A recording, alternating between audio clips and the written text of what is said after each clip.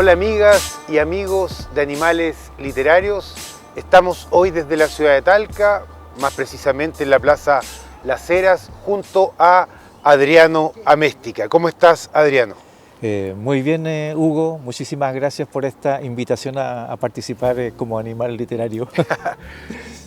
Gracias a ti también por aceptar esta invitación. Oye, a propósito del animal literario, ¿cómo llegas tú a la literatura? ¿Cuál es tu primer acercamiento? ¿Es de pequeño o ya de adolescente?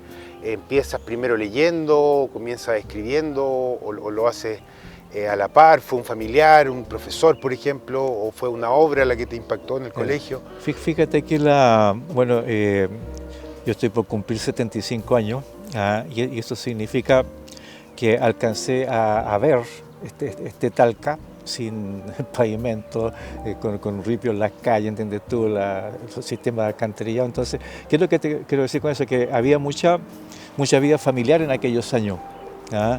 Y sobre todo en los inviernos, la familia mía se reunía en torno a un brasero, ¿ya? Y los primeros incentivos en términos de acercamiento a los libros de literatura fue por mi madre. Mi madre era una gran lectora. ¿Ya? Entonces, antes que aprendiera... ¿Ella te contaba historias, te relataba las historias, te leía? Nos juntábamos alrededor del brasero, mientras ella iba preparando sus mates, ¿no es cierto? Y a veces una tortilla ahí en el... Claro, o el queso con un tenedor, me acuerdo de mi abuela, claro, también derretía el queso ahí. Y el azúcar, que en ese tiempo era azúcar de pan, que la ponían en el brasero, También, qué sé yo, y se iba echando en el... Entonces yo tengo incluso muy grabado esos olores. Entonces ella era una gran lectora, tenía una educación completa para aquellos años, estamos hablando de los años 50. Entonces le gustaba mucho leernos.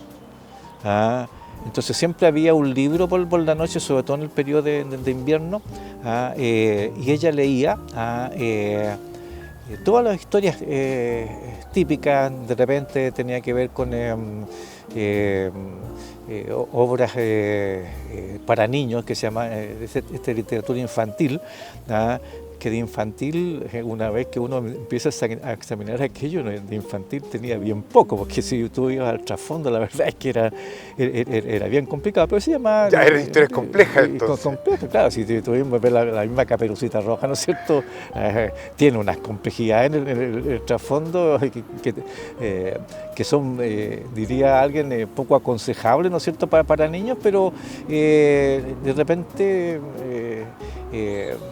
tenía la ventaja de que tú escuchabas, ¿cierto? Y era la creación o recreación de un mundo maravilloso. Claro.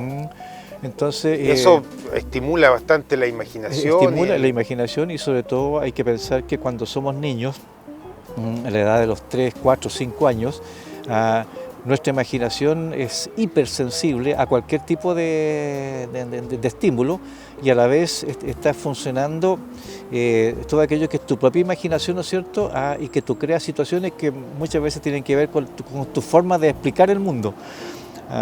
Porque como no tienes todavía el lenguaje adecuado para describir las cosas, para contarlas como las tenemos de niño, entonces uno lo hace con su propio lenguaje. Yo me acuerdo perfectamente bien, debo haber tenido unos 3 años, que hubo un temblor muy fuerte aquí en Talca.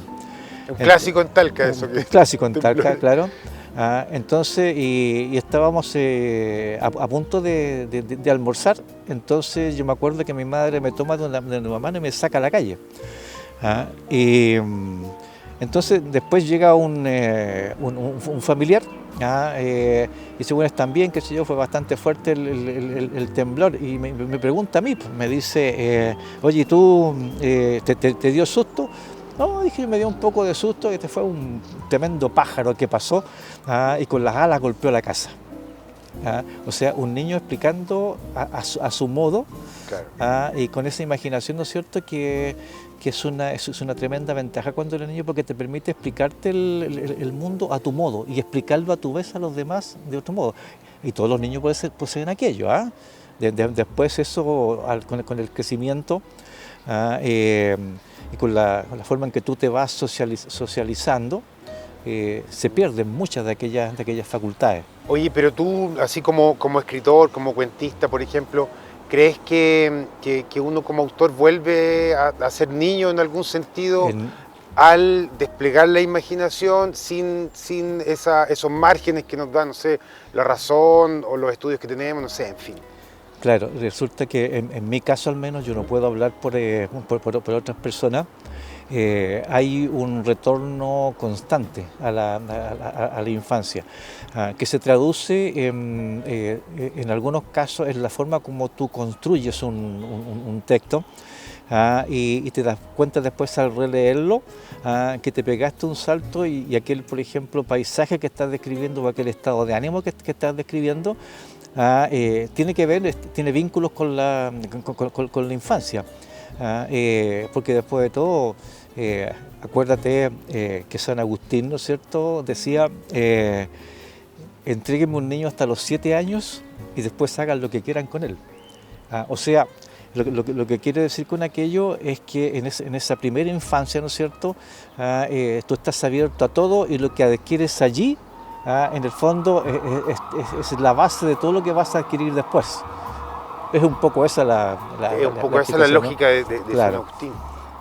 Claro, ese retorno a la infancia. Estoy pensando, no sé, en Jorge Tellier, por ejemplo, con la poesía lárica. La lárica, sí. Estoy pensando en tu libro de cuentos, La boina del padre, donde, en el relato El Chano, si no me equivoco, ¿cierto?, tú hablas de este personaje, así como el hombre del saco, y eso me parece que es muy de la infancia, muy del recuerdo, del paisaje, de cómo uno lo atemorizaba. En mi tiempo era en los 80 el viejo del saco. Claro. Yo creí verlo muchas veces. Claro. Resulta que aquello está efectivamente vinculado, debo haber tenido yo, cuando me acuerdo del Chano, unos 6 años, 7 años. Y en ese tiempo viví aquí en la 6 Norte. Y yo me acuerdo perfectamente, la calle completamente de tierra, y aparecía el Chano, siempre venía desde el norte.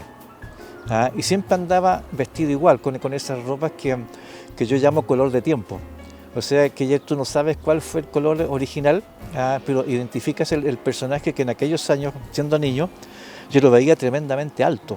Es posible que no haya sido tan alto, pero yo lo veía muy alto. Entonces aparecía por el norte, por el medio de la calle. Venía con su abrigo largo, ¿no es cierto? Y con ese aspecto que te causaba impresión, temor, claro. te impresionaba como niño. Era distinto a las otras personas. Entonces, y venía por el medio de la calle y a veces con un aire como de siempre, como que de venir bailando, no un baile franco, pero un movimiento como de baile, como que venía compenetrado en sí mismo. Y cuando ya aparecía y empezaban los niños a juntarse, o los niños a juntarnos, y empezaban los gritos de pedirle que bailara. Baila Chanito, y lo rodeábamos, qué sé yo, y él con su tarro en la mano, ¿cierto?, y su vestimenta, y se estiraba y empezaba a ver hasta que se agotaba bailando, y de repente, como yo describo en ese cuento, claro, se iba cerca de un muro y se apoyaba en el muro, se deslizaba, se sentaba ahí, ¿no es cierto?, y había siempre alguien, y eso es cierto, que le traía algo de comer, algo claro, de comer. Y él con su tarro, que se ve esas cosas. Entonces, estuvo un personaje que mi amigo Héctor Fuentes, el actor, ¿no es cierto? Sí, lo transforma en un cortometraje. Claro, en un cortometraje, ¿no es cierto? Y en un personaje, además, porque lo llevó a España incluso, porque hubo otras personas que se interesaron, ¿no es cierto?, escribieron unas décimas alusivas al Chano. Entonces él lo adquirió como un personaje. Héctor Fuentes fue alumno mío en el comercial, cuando recién estaba yo empezando a trabajar, recién egresado de la universidad. ¿Tú estudiaste pedagogía en castellano? Yo estudié castellano, sí, especialidad castellano. Y me acuerdo de Héctor, de aquellos tiempos, y después nos volvimos a encontrar al cabo de los años, y hoy día somos muy buenos amigos por lo demás. Entonces, cuando él leyó el libro, se entusiasmó por el Chano, y aparte del cortometraje, como te digo, lo incorporó como un personaje en la obra teatral que realiza. Oye, qué entretenido el Chano ahí, como trascendió.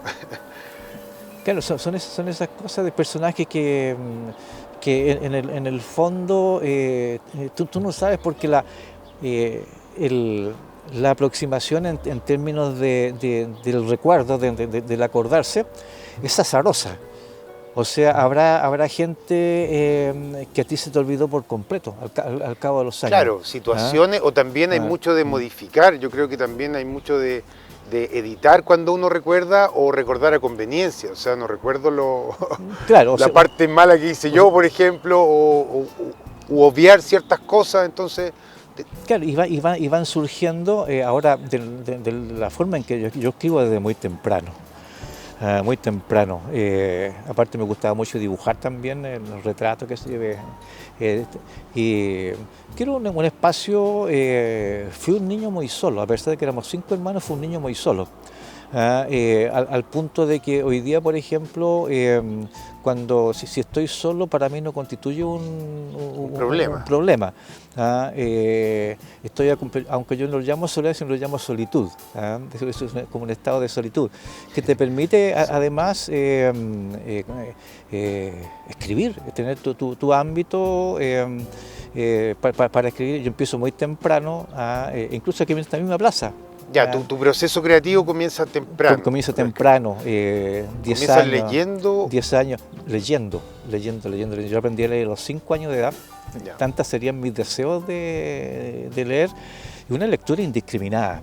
Yo te digo, yo no tuve ningún filtro en términos de que alguien me dijera, oye, esto es conveniente o inconveniente. Yo leía lo que caía en mis manos. De repente Emilio Salgari, por ejemplo, Sandokan, el tigre de la masa, todas estas historias de pirata. Sandokan, son buenas esas historias. Claro. Tenías también Julio Verne, las obras de Julio Verne. Y otros autores, como te digo, de manera completamente indiscriminada. No había ninguna cuestión organizada en términos de leer. Leía todo lo que caía en mis manos. Incluso tuve la desfachatez, en una oportunidad de que me encontré con un libro con el discurso de Descartes. El discurso del método de Descartes, y lo leí entero, pero no entendí absolutamente nada. Imagínate que sea un pajarraco de 10 años leyendo ya tenía 10 años. A Descartes. Entonces, pero entre más grueso era el libro, hiciera esta hoja de papel. Tú te lo planteas como un desafío casi. Era un gusto de leer. Incluso me acordaba, después que tú me invitaste, estuve acordándome de algunas cosas, ¿no? De ese periodo de adolescencia, haber leído mucho, por ejemplo, a Frank Yerby, este escritor afroamericano, que fue muy conocido. Tiene como 80 libros publicados. Yo no los leí todos, por supuesto. Me acuerdo, en todo caso, que era una mujer llamada Fantasía, El cielo está muy alto, donde el tipo tenía una imaginación desbordada, ¿no es cierto? Y estructuraba muy bien los textos, cosas que a ti te agarraban y no te soltaban hasta que se acababa el libro y quedabas pidiendo más. Entonces, en mi caso, como te digo, empiezo a escribir poesía muy temprano. ¿Y por qué poesía? ¿Se más breve, se te hace más fácil? A ver, a mí me fluye desde muy temprano la poesía como abrir una llave, valga la expresión. Y no lo digo como con soberbia ni como de sacarlo como un hecho extraordinario, porque sencillamente me fluye hasta el día de hoy. Yo enfrento un texto, me pongo a escribir poesía, tengo como 5 o 6 libros inéditos. Y me fluye de una manera natural, casi un poco como la escritura automática, aunque yo lo llamo automatismo psíquico de los surrealistas. Claro, por ahí va, pero aunque yo lo llamo más que automatismo, yo llamo un flujo. Claro, como abrir esa llave, como bien decía, claro, y que tú vas pensando más o menos toda la idea y llega el momento de escribir y ahí fluye. En la poesía, yo sencillamente me siento, me pasaba lo mismo cuando escribía para el diario. Yo alcancé a publicar cerca de 400 columnas, ¿no? En el diario El Centro, que sale en el 89. Eso del 89 al 94. Al 94 estuve ahí escribiendo, ¿no es cierto? Y aparte haciendo otras cosas en términos de actividad en el ámbito de la literatura, ¿no? Ahí está Daniel Ortiz Alfaro, por ejemplo, que cuando fue director era un hombre con una predisposición innata respecto de la literatura. Y tal vez con alguna influencia de Andrés Sabela, que fue su profesor el poeta del norte. Del norte, claro. Ya. Entonces, bueno, paréntesis, en todo caso, igual siempre en los diarios en Chile, principios del siglo XX, por ejemplo, todos los poetas publicaban, o en general en los diarios.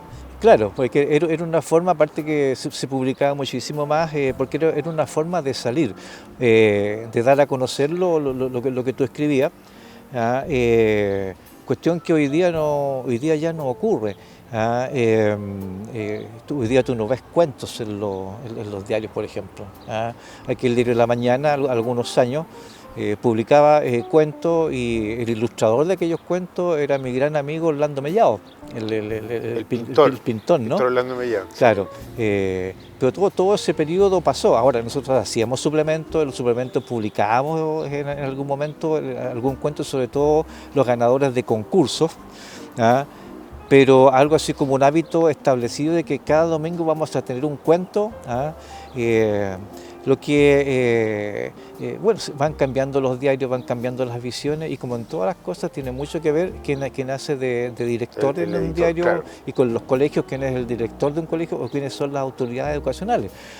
Hoy día, por ejemplo, en términos del patrimonio, nosotros tenemos un tremendo patrimonio literario en la región del Maule, tremendo. Tenemos 5 premios nacionales de literatura a poetas. Tenemos a Mariano Latorre, que yo digo todavía que es nuestro. Tenemos a Francisco Antonio Encina, que es Premio Nacional de Literatura antes de que se creara el Premio Nacional de Historia, que se lo adjudican más bien como ensayista.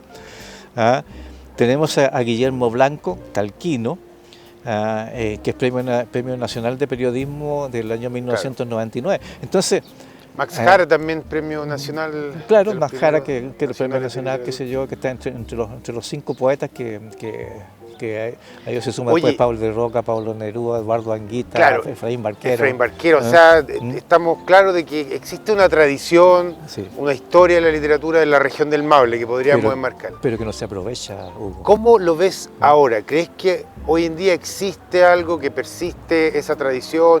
Que existe un movimiento, si no lo hay, o hay escritores, digamos, escribiendo cada uno de manera alejada, sin tópicos quizás similares, con estéticas distintas. ¿Cómo lo ves tú más o menos ahora en la actualidad? Ahora, un poco retrotrayendo a aquello, nosotros empezamos, el poeta Juan Muñoz Bellón, por ejemplo, es el fundador de la Sociedad de Escritores de Talca. Y me invitaban a participar a mí en esa organización en los años 88, aproximadamente 87-88, donde toda la poesía que se escribía, me estoy un poco contestando lo que nos reuníamos en recitales. Como organización se planificaban los recitales, tantas personas. Era organizado, se agrupaban. Era organizado, ¿no es cierto? Y se escribía y teníamos siempre llenos. La salita Almahue, por ejemplo, se llenaba cuando teníamos recitales. Y en tiempos que todavía era complicado en términos... Sí, todavía estaba la dictadura. Claro, en términos políticos, ¿no es cierto? ¿Y esa salita dónde quedaba, perdón? Esa sala es del Integrado Central. Estaba por la 2 Oriente, si no me equivoco, en aquellos años, al llegar a las 4 Sur, 5 Sur, por esos lados. Ya, perfecto. Y tenía muy buena disposición en el colegio para facilitarnos la sala, ¿no? Ahora, ¿qué ventaja tenía aquello? Que terminado el recital, donde cada cual leía sus textos, que sobre todo yo les llamaba un poco poesía panfletaria, porque era coyuntural, o sea, el antidictatorial, ¿no es cierto? Claro, estaba ese enemigo común. Claro, como algunos textos más fuertes, otros menos, pero se daban en ese ámbito con ese matiz. Y en aquellos años también se establece, porque la Sociedad de Escritores del Maule se acaba después del golpe de Estado, ¿no es cierto?, que encabezaba en aquellos años el poeta Matías Rafí, que fue mi profesor en la universidad. terminamos siendo amigos, y se acaba por razones obvias, o sea, una organización de escritores después de un golpe de Estado, ¿no es cierto?, y con la visión que se tenía de que todos eran rojos, todos eran comunistas, cuestión que es una falsedad, pero que se sigue manifestando hasta hoy día. Entonces, se acaba aquello y nosotros en un momento determinado, como Sociedad de Escritores de Talca o de SECH Talca también, éramos lo único que funcionaba en ese ámbito. Como te digo, ya pero estaban todos los periodos de protesta de los años 80, ¿no es cierto? Y si bien había un riesgo, nosotros lo minimizábamos, decíamos, si esta gente no tiene idea de poesía, o no tiene idea de poesía estos gallos, así que vamos nomás. Entonces, se hacía esa poesía, como te digo, que yo la llamaba panfletaria, que era muy de choque. Y después, cuando se acaba la Sociedad de Escritores de Talca, yo me fui el año 96 porque estaba intentando formar de nuevo familia, de la cual tengo dos hijos que son los menores que tengo yo, el menor tiene 22 años. Entonces, porque ¿qué mujer te iba a resistir una relación donde tú trabajabas 85 o 90 horas a la semana? O sea, no había forma. Entonces, claro, aparte que intentaba reorganizar también un poco mi vida, ¿no es cierto? Pero estuve viviendo solo 6 o 7 años. Que fue los años de mayor producción en términos del quehacer literario. Los inicios de los 90, con la primera mitad de los 90. Entonces, este libro al que tú aludías hace poco, que tengo otro preparado, que no estoy ahí teniéndolo todavía porque faltan algunos retoques para poder lanzar lo que pase este tiempo del bicho, ¿no? Cosa de poder lanzarlo como corresponde. Y ese libro, en su mayor parte, está escrito la mayor parte de los cuentos, por lo menos los cimientos, durante el periodo de la dictadura. La boina del padre. La boina del padre. Entonces, sí, ¿cómo lo haces ahí? Porque eso te iba a preguntar. ¿Tú los dejaste tal cual como lo escribiste en ese momento? No. En los 90 lo editaste, después en el 2005 los volviste a editar, ¿o? Pero no, sino que... Porque esto es de 2017 aparece ese libro. Aparece el 2017, pero los cuentos son en su mayor parte, salvo uno creo, están todos durante el periodo de la dictadura, que a mi familia también le afectó en términos fuertes, ¿no? Pero no quiero entrar en ese tema porque es... restaurar dolores, ¿ya? Entonces escribí en aquel periodo y tienen toda una historia esos cuentos, porque de repente allanaban una casa, y lo primero que buscaban era el libro, ¿no es cierto? Y yo tuve mis papeles, mi madre tenía en la casa hierbas, en todo tipo de vasijas. Entonces de repente yo le vaciaba una parte de las vasijas y envuelto en cuero o en alguna cosa que resistiera el tiempo, metía mis cuentos, mis papeles ahí textos, tus documentos. Claro, y los cubría con tierra, ¿no? Entonces después... Escrito a mano, a máquina. A mano, a máquina, como viniera. En aquel tiempo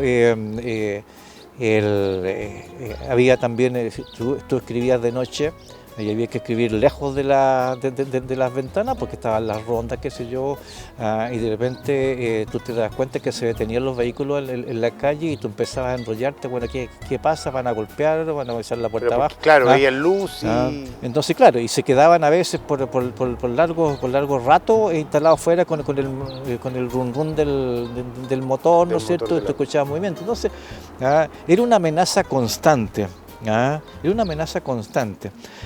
Y entonces había que, pero el interés por escribir, la ansiedad por escribir eran tan fuertes. Yo me aguanté durante un periodo, pues después empecé a escribir de nuevo. Entonces todos aquellos cuentos en ciernes, digamos, porque después ya con mayor experiencia, ¿no es cierto?, pude ir restaurando cosas, pero la base estaba ahí. Claro, el argumento por lo menos del relato. Incluso en el libro yo cuento que hubo, tenía un relato que se escribió de manera muy fácil después de pasar yo por una protesta que había aquí en la UNO Sur, había la clase lacrimógeno. Tuvo una actividad bastante violenta, ¿no?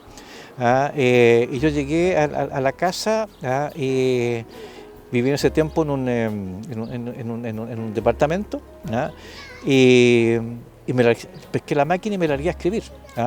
Fue un flujo, fluir cuando que de repente te da la impresión de que alguien te está dictando, porque a menudo, incluso ese cuento se terminó 25 años después, porque yo sabía cómo terminaba, pero no encontraba cómo encajaba, ¿no es cierto?, como la pieza cómo encajaba al final, para que fuera un todo, y no se viera como un apéndice, como un agregado. 25 años después, en una oportunidad, llega mi amigo Orlando Mellado a la casa con las bases de un concurso español. Entonces me dice, compadre, mande algo a este concurso. Y mandé, ¿no es cierto? Durante 2 años fui finalista en ese concurso y me publicaron en España en antologías, ¿no? Entonces... ¿Es el Julio Cortázar, se llama ese concurso? El Julio Cortázar de relato breve de la Universidad de La Laguna, de las islas de Tenerife, ¿no? en España. Entonces, y lo curioso, Hugo, ahí, que lo transcribo al computador, oye, y el final salió así. Terminó el cuento, pero... Y aparte que lograste hacer esa conexión. Esa conexión sin que se notara que era un apéndice, pues yo sabía cómo terminaba el cuento. Pero de ahí que yo diga de repente que los cuentos un poco nos van diciendo cómo se escriben ellos mismos. Tú te apoderas, te creas un clima especial, y aparte que cuando tú escribes en eso que yo llamo catarsis, yo llamo flujo, ¿no es cierto?, a esa escritura automática, los textos salen tan estructurados que de repente que si tú quieres editar...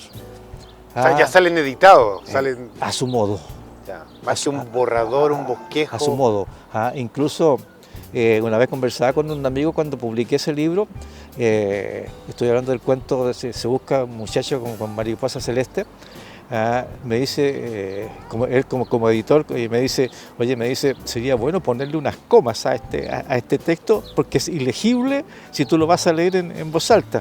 Entonces le digo yo, no, amigo mío, por ningún motivo. Si tú le pones comas, en el fondo me vas a quitar toda la velocidad que yo necesito, el ritmo que yo necesito, rápido, la rapidez que yo necesito. O sea, es como una narración casi oral. Claro, no puedo ponerle comas porque lo voy a cortar y se va a perder el sentido inicial. Aparte, yo tenía la experiencia de haber querido estructurar cuentos escritos de aquel modo, y como te digo, es como entrar a sincerar una escultura que ya está hecha. O sea, no te admite, y no te admite cosas, porque tendrías que cambiarlo todo. Porque al reestructurar tú empiezas a razonar, empiezas a pensar. Ahora, yo empiezo a escribir de frentón, ya vuelvo un poco a tu comentario inicial, 12, 13 años, 14 años, 15 años, y siempre escribí cuentos, pero siempre lo miré como un género menor. Hasta que mi amigo Juan Mijovilovich, una oportunidad que participé en un concurso que se organizó en Curepto, me llama Juanito y me dice, yo te conocía como poeta, pero como escritor, como narrador, me dijo, pues nada. Entonces, bueno, dije, yo mandé eso porque lo tenía ahí hace mucho tiempo y para mandarlo. Entonces Juanito me dijo, mira, según yo, las cosas no ocurren por azar. Las cosas ocurren por algún motivo, yo te lo sugiero como amigo, tú lo puedes tomar o lo puedes dejar, pero yo me preocuparía, retomaría el relato e intentaría algo por ahí. ¿Ya? Entonces, y fue esas cosas que pasan, se van encajando. Sí, porque tú primero publicaste poesía, 2 libros de poesía, sí. En el 89 y el otro en el 91, claro, si no me equivoco. Claro, entonces, porque eso yo consideraba que era lo mío, ¿no? Ahora, como te digo, yo sigo escribiendo poesía, porque el relato, o sea, escribir poesía y escribir un relato es una forma de estructurar completamente distinta. Sobre todo si tú escribes un cuento, tú sabes, tienes el tema, pero no sabes cómo se va a dar al momento de aplicarle la escritura. Porque una cosa es lo que tú piensas y lo que maquinas intelectualmente, claro, pero al vaciarlo, ¿ah? Tienes que ir estructurando, ¿ah?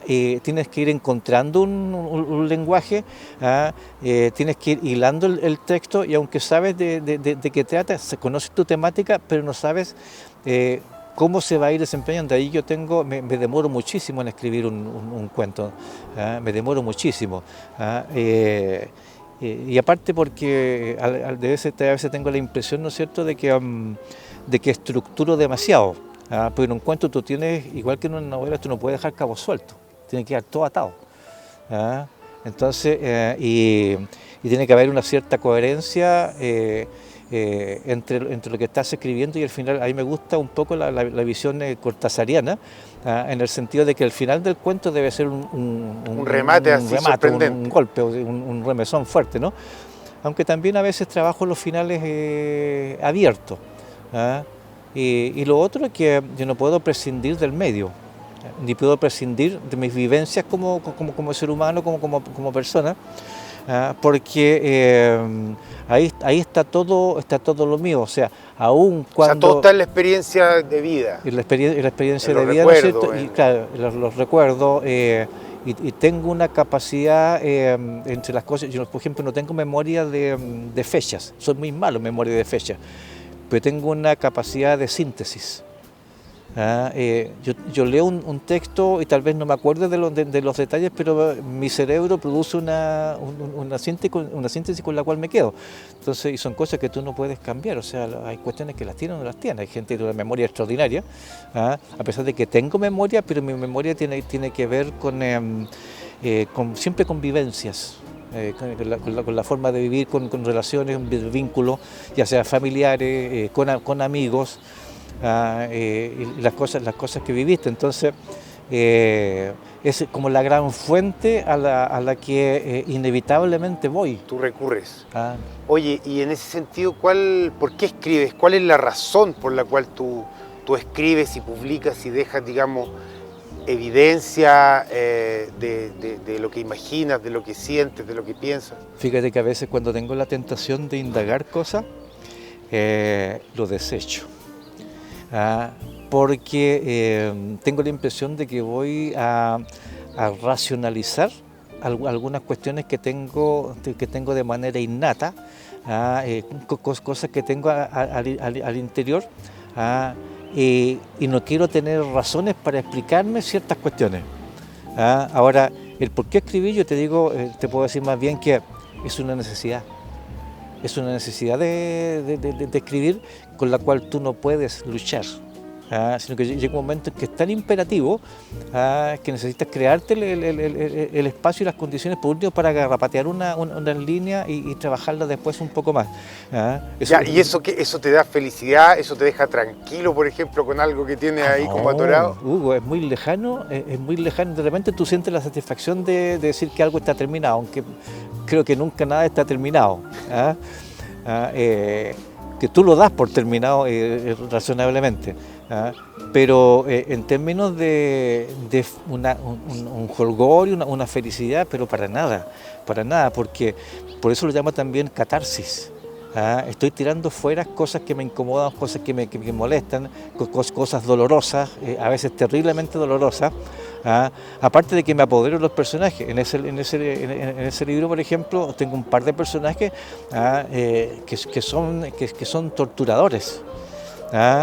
Y resulta que, como escribo desde el interior, necesito de algún modo ser aquel personaje terrible. Estar en los pies en los zapatos de ese personaje. Claro, entonces, aunque sea de manera coyuntural, pero en el fondo mis personajes se construyen desde el interior y los vivo de algún modo.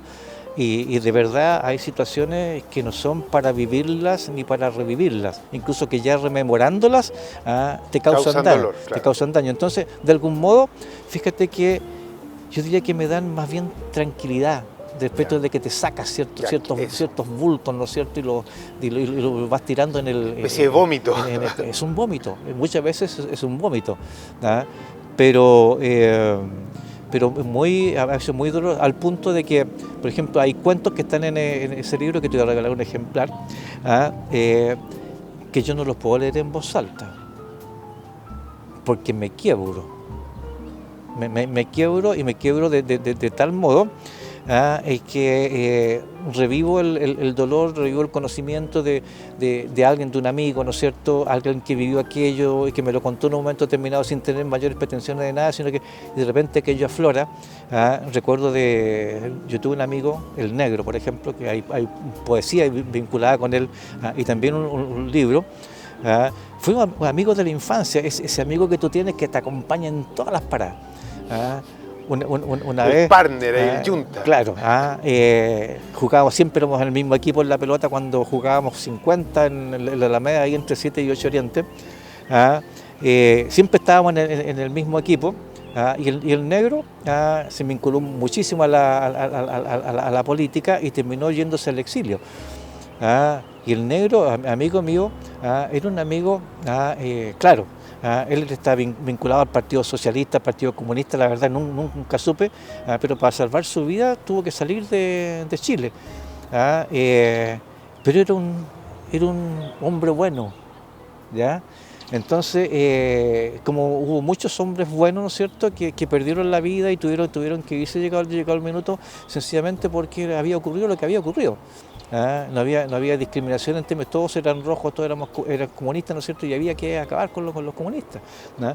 Entonces, y ese Negro, por ejemplo, ese amigo mío, me lo encontré recién vuelto del exilio. Tú cuando le das el cuento te vas a dar cuenta que venía yo al cruzar la Alameda un día de invierno, cuando lo veo venir y lo conocí desde lejos y él me conoció a mí y nos paramos a conversar. Y ahí le dije, oye, ¿cómo, cuándo volviste? Y ahí me contó que había vuelto del exilio, qué sé yo, me contó algunas cosas pero terribles que ocurrieron entre los mismos chilenos en Alemania en aquellos años, en la Alemania Oriental me refiero, donde se fueron refugiados algunos que empezaron a presionarlos a algunos de los que estaban ahí, ¿no es cierto?, para que se vinieran para poder quedarse ellos. Había menos recursos, qué sé yo, para su mantención, ¿no es cierto? Y tuvo una pugna que no ha salido a la luz. Claro, haciendo memoria, conectándolo, recuerdo algún relato de Roberto Bolaño que justamente aborda su relación en el extranjero con los chilenos y habla también un poco de la dictadura y de estas cosas o fricciones que existían, como bien comentas tú. Claro, entonces cuando yo me encontré con mi amigo, y tú sabes que a lo mejor te ha pasado a ti que hay amistades que son entrañables, son amistades que tú vas a recordar para el resto de tu vida, y están contigo y están no solamente en el recuerdo, sino que están en tus emociones. Claro, te encuentras con ellos. Hay un vínculo emotivo. Como que no ha pasado el tiempo. Exactamente, como si lo hubieras visto ayer.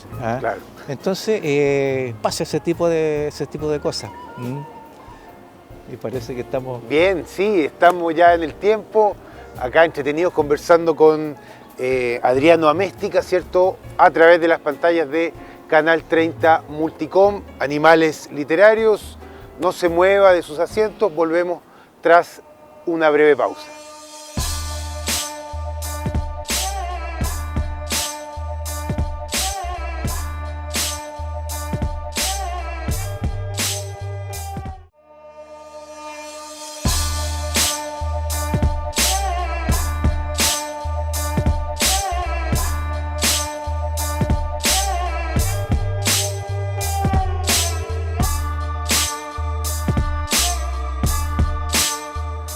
Bien, seguimos acá en Animales Literarios junto a Adriano Améstica desde la ciudad de Talca por las pantallas de Canal 30 Multicom.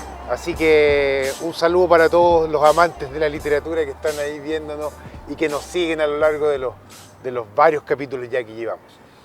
Adriano, tú dejas de publicar más o menos, o tu último libro en el 91, ¿cierto? Poesía, claro. Poesía. Ya, claro. Y después ahí hay un salto más o menos largo hasta el 2017 donde aparece el libro de cuentos La Boina del Padre. Así Entre es. medio tú mandas relatos a concursos, ¿cierto? Obtienes premios, ¿cierto? En revistas también. Claro, también, bueno, es que escribí muchísimo durante unos cuantos años. Incluso Pluma y Pincel me publicó en algún momento No decir que crítica literaria, sino que comentarios, Reseñas, claro. reseñas. A lo que yo quería llegar, ¿por qué o sea, qué ocurre en ese lapso de tiempo ahí en el que no publica o en general no te interesa publicar?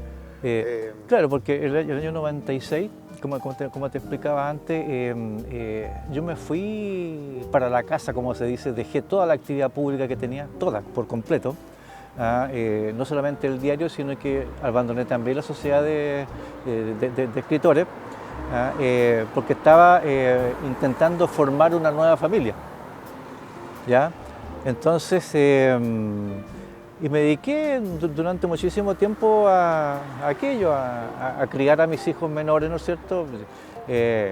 Mis hijos, los menores míos, tengo una hija de 25 años que está este año terminando su carrera de pedagogía en ciencias, en biología, y tengo un hijo que es músico, que también termina su carrera este año en la Universidad de Talca. Y la verdad es que si bien seguí escribiendo, porque en el fondo está satisfecha tal vez la necesidad de escribir, sigo escribiendo siempre, pero aquello de publicar implica el tener que tener recursos para publicar, porque la editorial es un negocio. Nadie te publica porque sí, si una persona, y no le interesa mucho los textos que tú escribes, sino que te interesa, ¿no es cierto?, que se pueda vender aquello. Jaime Valdivieso, nuestro escritor nacional chileno, una vez conversando conmigo estaba muy enojado porque este libro, La vaina del padre, él lo llevó a una editorial en Santiago, que lo publicaba él. Y en un momento determinado me llama, estaba pero enfurecido, y me dice: estos tales por cuales no tienen ni idea lo que es un texto, no se dan cuenta, este libro merece una editorial, por eso yo llevé tu libro allá, pero son unos ignorantes. Quien leyó este libro y lo rechazó es un ignorante, no tiene ni idea de literatura. Cuestiones de ese tipo. Entonces, y tú te encuentras también de repente, oye, publicar, incluso le digo a mis hijos: oye, usted va a tener que encargarse de publicar alguna vez las cosas que yo tengo, porque tengo todo ordenado. Pero volver a, tal vez, como te digo, para mí está satisfecha la necesidad de escribir siempre, y publicar es otra cosa. Ahora, por supuesto que es importante publicar, ¿no es cierto? Y no por aquello que en un momento Roland Barthes, ¿no es cierto?, habla de la desaparición del escritor. Claro, de la muerte del autor, sí. No tiene nada que ver con, yo, antes que muerte, prefiero llamarle desaparición o ausencia, porque en el fondo son teorías que tienen que ver con tal vez con una sobrevaloración del lenguaje, con todo lo importante que se hace, sobre todo la escritura, y también el tener que ver con el lector. La verdad es que yo jamás, cuando escribo, estoy pensando en quién me va a leer. ¿Tú no piensas en el lector? Para nada. Entonces hago uso de la libertad hasta el extremo. Y no es que haya un menosprecio en relación a los lectores, sino que si tú lo miras con calma, de manera más o menos racional, tú no sabes en manos de quién va a caer un libro. Y aquel lector, ¿no es cierto?, a lo mejor si tú situaras un cierto ámbito, porque antiguamente se hacía así. Los mecenas, ¿no es cierto?, le encargaban a los escritores, a los dramaturgos que escribieran, ellos le decían sobre qué escribir. Hoy día no, tú tienes un lector que es tan diverso y que va a leer según los referentes culturales que posea en un momento determinado. Entonces, si tú te fijaras, decir, oye, yo voy a escribir para tal tipo de personas, estarías coartando aquello. Entonces, y no es, como te digo, para nada menosprecio respecto del lector. Respeto mucho al lector. Por eso mismo creo que hay que ser exigente también con aquello que le ofrece uno y con aquello que publica. No sé si te conté. Me queda completamente claro. Adriano, bueno, para ir terminando, se nos acaba un poco el tiempo, estábamos súper entretenidos y podríamos seguir conversando. Cuéntanos, qué consejo, de qué forma puedes motivar tú a alguno de nuestros televidentes que está escribiendo, que quiere escribir, que a lo mejor se está entusiasmando con la literatura a partir de lo que te está escuchando. o del programa, ¿cómo podrías tú motivar o qué consejo le podrías dar a un joven escritor o escritora? Sí, un poco cuando enseñaba literatura en la enseñanza media, algo que siempre hablaba con mis alumnos tenía que ver con el leer siempre, estar siempre leyendo. Por último, no importa lo que lean, no sean selectivos, que vayan leyendo todo lo que... Porque eso es un bagaje que tú vas acumulando, y que cuando llega el momento de escribir, si tú te apoderaste de aquello, fluye a través de ti. Eso es una buena forma, porque incluso si tú piensas en talleres, los talleres no crean talentos, te enseñan técnicas, te enseñan formas de aproximarte a la escritura, Claro. pero eres tú quien tiene que hacer de aquello un oficio, de desarrollarlo. Entonces, de repente yo he escuchado ese planteamiento de quien dice, oye, yo no leo, yo escribo, pero no leo para no ser influenciado. Oye, También lo he escuchado. estamos inmersos en un medio cultural, ¿no es cierto?, en que todo es influencia, todo es influencia. Ahora, ¿qué diría como una cuestión más focalizada? Y esto un poco como educador, como docente, ¿no? Creo que en esta región del Maule tenemos un tremendo patrimonio cultural que está vedado para la mayoría de las personas. ¿Y por qué? Porque habría que hacer algún tipo de difusión, por ejemplo, algo que sería sencillo hacer en literatura, una unidad que se agregara, ¿no es cierto?, a lo mejor que durara 3 meses, donde tú indagaras respecto de todos esos autores que nombrábamos antes. Entonces, como los planes y programas los planes y programas, ¿no es cierto? Un colegio acá en Talca. Que eso para la región. Para un profesor que sepa lo que hace es muy fácil hacer una unidad con algunas Claro. pocas actividades que tú la desarrollas. Como una forma de ir a reencontrarnos con aquello, porque en el fondo te están, si solamente te quedas con los contenidos del colegio, estás frustrando que se desarrolle en los niños y niñas, adolescentes en general, ¿no es cierto?, todo aquello que implica avanzar hacia una formación integral. O sea que no estamos diciendo que vamos a crear intelectuales, pero sí gente que se interesa y va adquiriendo un bagaje que es importante en términos de vida, y que incluso más, yo te digo que en el ámbito educacional, si no hay reformas urgentes a la educación, va a llegar un momento en que la educación o sea, la falta de educación y de formación más integral va a impedir el desarrollo y el progreso en términos económicos incluso, porque tú necesitas gente educada para desarrollarte como país, con una mirada integral, ¿ya?